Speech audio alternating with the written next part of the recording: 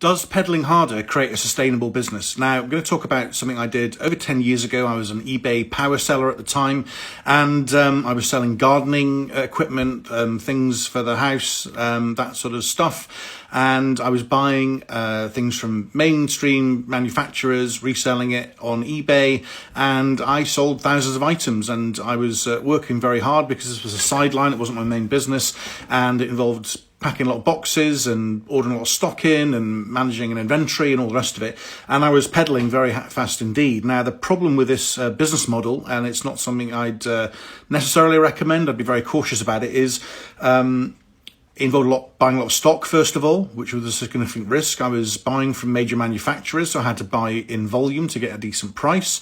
It was very seasonal, so I'd end up having a massive April and May, and then things would tail off significantly, and then I would have stock left over until the next season, which was far from ideal. And if you've ever done anything on eBay, it's a pretty low price, low margin kind of a place. And if you're buying stock from major manufacturers, you're just commoditized. You're just buying the same sort of stuff that anybody else can buy. If anybody sees your sales on a certain item picking up, they just copy you, buy it in as well. Even if you order stuff from abroad, Alibaba, that sort of stuff, you're always at risk of people undercutting you. And you'd be even undercut by people who would just do it by mistake, who wouldn't realize what the margin was, the price was completely crazy. So I thought at the time that I could scale up, pedal faster, get more volume, get more prices and discounts. And it just doesn't happen because you run out of time. There's only so many hours in the day.